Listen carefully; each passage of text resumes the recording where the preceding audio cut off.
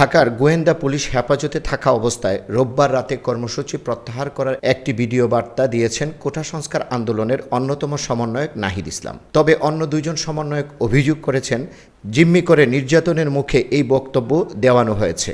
পরে বৈষম্য বিরোধী ছাত্র আন্দোলনের সমন্বয়ক আব্দুল কাদেরের গণমাধ্যমে পাঠানো বার্তায় সারা দেশে আজ ছাত্র জনতার বিক্ষোভ কর্মসূচি ও প্রতিবাদ সমাবেশ ঘোষণা করা হয়।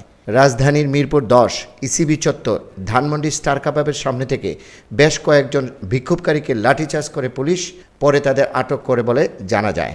এদিকে জাতীয় প্রেসক্লাব, তোফখানা রোড, বাংলাদেশ সচিবালয়, পল্টন মোড় এ সমস্ত এলাকায় বিপুল পরিমাণ পুলিশ মোতায়েন করে রাস্তা বন্ধ করে দেওয়া হয়। এতে জনসাধারণের চলাচল বিঘ্নিত হয়। আন্দোলনকারীরা আজ তাদের ঢাকার বিভিন্ন জায়গায় আজ তাদের সেই সমাবেশে ঢাকা তোফখানা রুটে পুলিশ টোটাল তোফখানা রুটটির দিক থেকে ব্যারিকেড দেয় এবং আন্দোলনকারী কাউকে এখানে দেখা যায়। পুলিশ সর্বোচ্চ নিরাপত্তায় থাকে এবং দুই সাইড বন্ধ করার কারণে স্বাভাবিক যানবাহন চলাচল বন্ধ রাখে পুলিশ।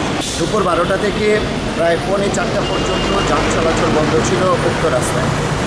কিছুক্ষণ আগে 3:45টার পর থেকে যান চলাচল স্বাভাবিক করে দেয় পুলিশ এবং রাস্তার ব্যারিকেড উঠিয়ে নিয়ে যান চলাচলের সুযোগ করে দেয়। সাধারণ জনগণ পায়ে হেঁটে রাস্তা পারাপার হয়েছে। তারই সাথে বিভিন্ন পয়েন্টে, ঢাকার বিভিন্ন পয়েন্টে তোফখানা রোড, পল্টন, কাকরাইল মোড় সব জায়গায় পুলিশের সর্বোচ্চ উপস্থিতি লক্ষ্য করা যায়। রফিকুল ইসলাম বলছি, আজকের সংবাদ।